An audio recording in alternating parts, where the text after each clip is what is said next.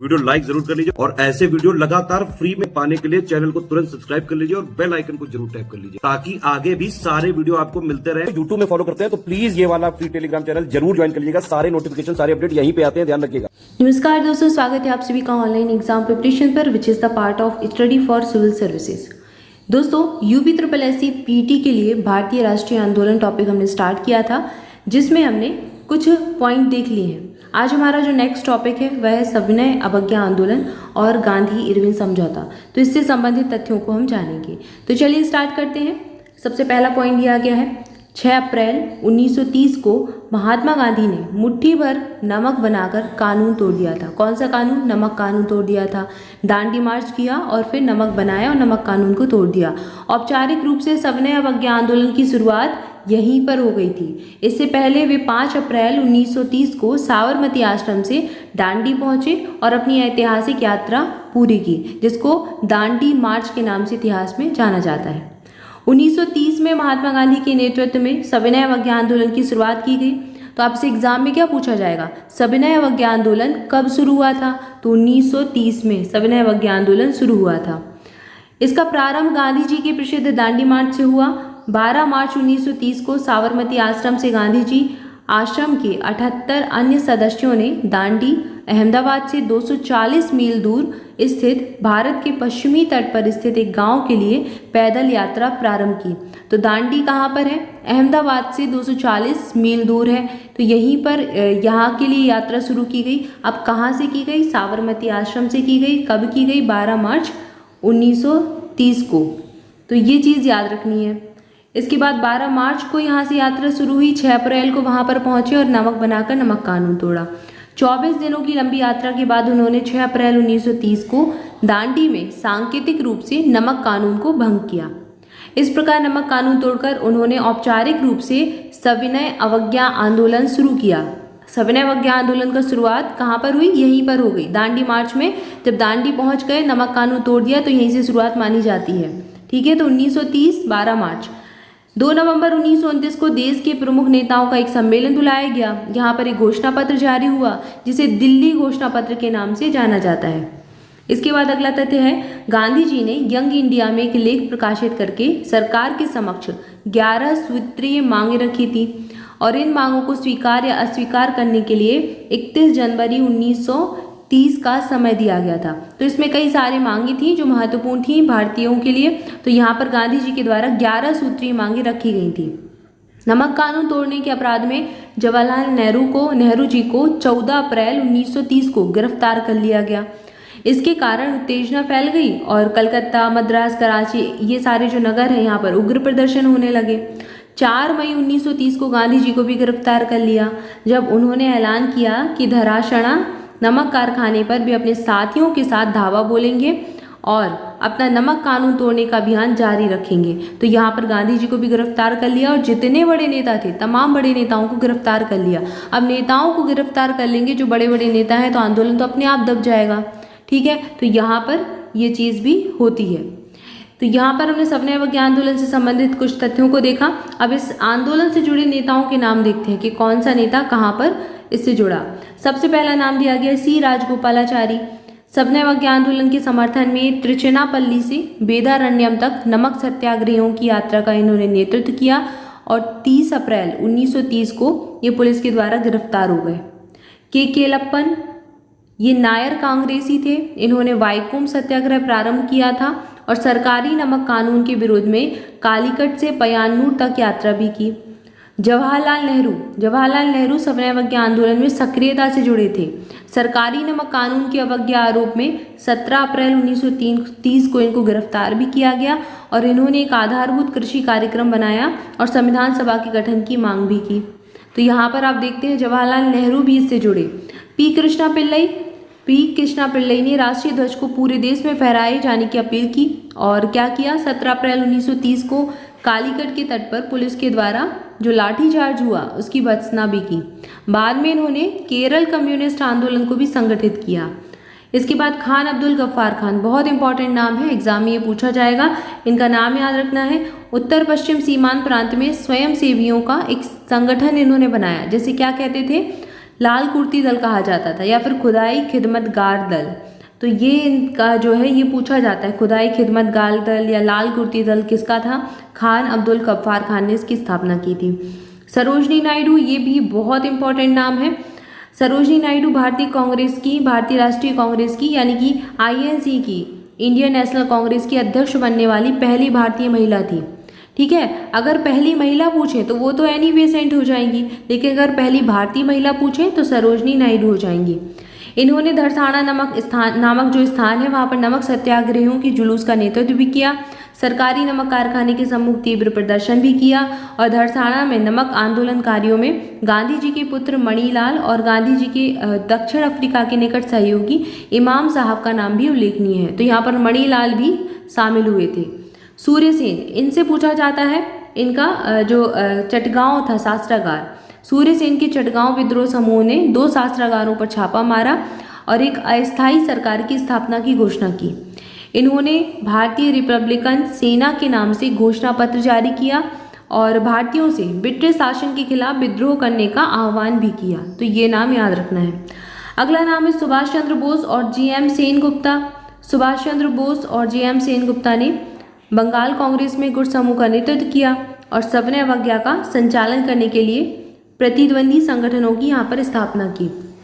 इसके अलावा बोस ने गांधी की आलोचना भी की थी और गांधी जी ने मई 1933 में आंदोलन को निलंबित कर दिया। उन्हें विट्ठल भाई पटेल का समर्थन भी मिला हुआ था। अब यहाँ पर आप देख रहे हैं कि विरोध कर रहे हैं, लेकिन सुभाष चंद्र बोस के संदर्भ में एक प्रश्न पूछा जाता है कि गांधी जी को राष्ट्रपिता कहने वाले सबसे पहले व्यक्ति यही थे। राष्ट्रपिता नाम से संबोधित इन्होंने ही किया था गांधी जी को। इसके बाद अगला नाम है बोंगा माझी और सोमरा माझी। ये बिहार के हजारीबाग क्षेत्र के आंदोलन के प्रसार में और उसे लोकप्रिय बनाने में मददगार हुए। इन्होंने महत्वपूर्ण भूमिका निभाई। इसके बाद अगला नाम है कालका प्रसाद। ये रायबरेली में स्थानीय नेता थे। इन्होंने कर न अदायगी आंदोलन को प्रोत्साहित किया। संती और सुनील चौधरी, ये जिलाधिकारी स्टीवन की हत्या करने वाले थे। तिप्पेरा के जिलाधिकारी स्टीवन की हत्या इन्होंने की, संती और सुनील ने। इस घटना का राष्ट्रीय आंदोलन में महत्वपूर्ण स्थान है क्योंकि यह घटना तत्कालीन क्रांतिकारी आंदोलन में महिलाओं के प्रवेश की परिचालक है। अगला नाम है सेठ अचल सिंह। सेठ अचल सिंह एक राष्ट्रवादी जमींदार थे।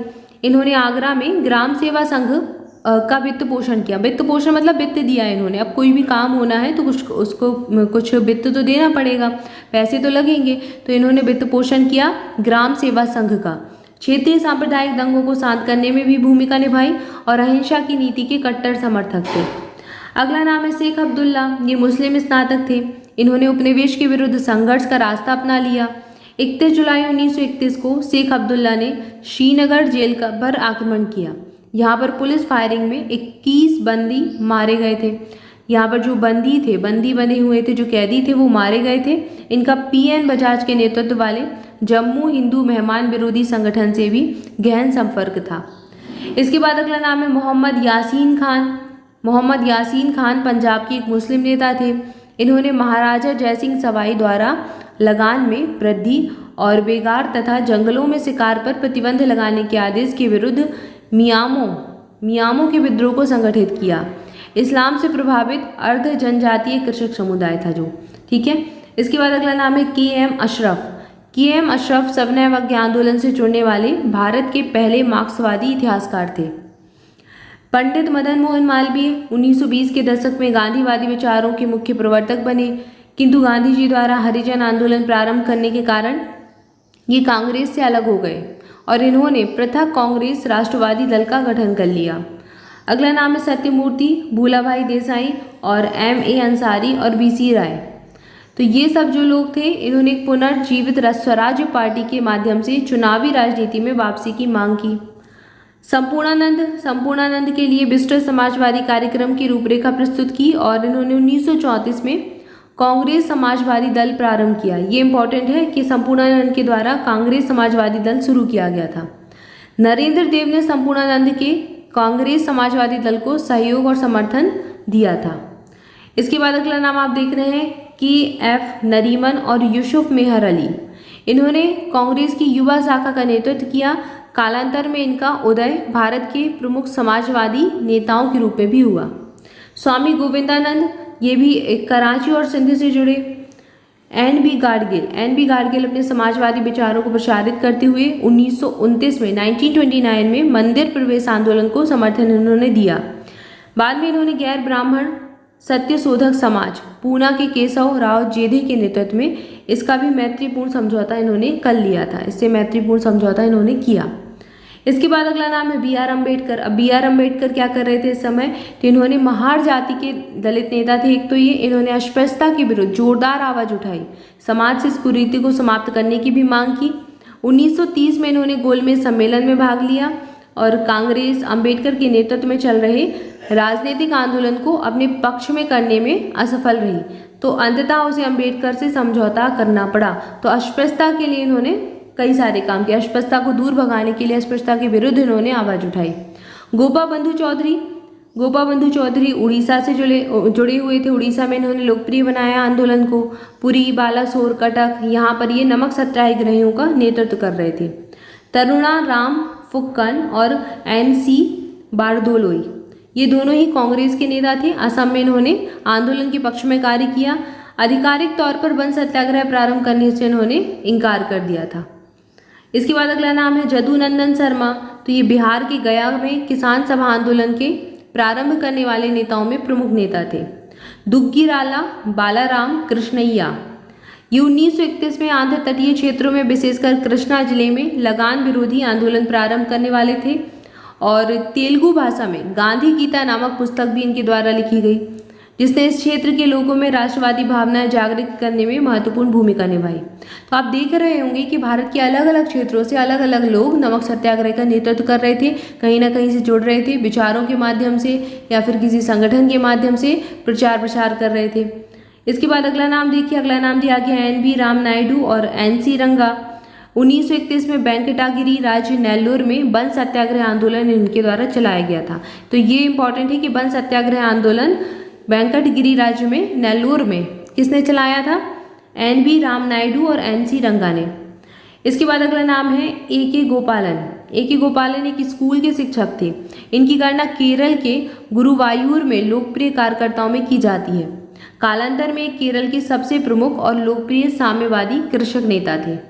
अगला नाम है मन्नू गोंड और चित्तू कोयकू।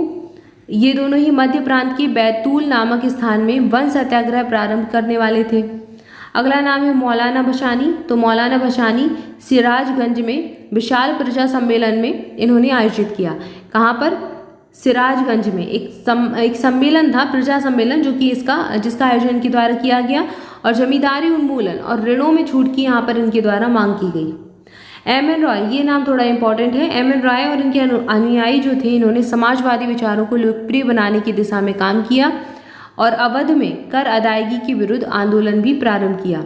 अब इनसे इंपॉर्टेंट क्या है कि ये किस विचारधारा के थे, समाजवादी विचारों को ये मानते थे, समाजवादी विचारधारा को ये लोकप्रिय बनाने का काम कर रहे थे। ठीक है, तो यहाँ पर हमने सविनय अवज्ञा आंदोलन से जुड़े नेताओं के नाम देखे। इसके बाद अगला टॉपिक है हमारा गांधी जी और उनके जो आंदोलन थे उनके बारे में हम जानेंगे अगले वीडियो में। तब तक के लिए आप सभी चैनल के साथ जुड़े रहे, चैनल को सब्सक्राइब जरूर कर दें और वीडियो को लाइक जरूर कर दें। Thank you for watching this video. More update के लिए टेलीग्राम ग्रुप ज्वाइन कर सकते हैं और स्टडी फॉर सिविल सर्विसेज का एप्लीकेशन भी लॉन्च हो चुका है, तो उसको भी आप इंस्टॉल कर सकते हैं। वहाँ पर भी आपको कई सारी चीज़ें मिल जाएंगी। आज की वीडियो में इतना ही, मिलेगी नेक्स्ट वीडियो में। Thank you so much.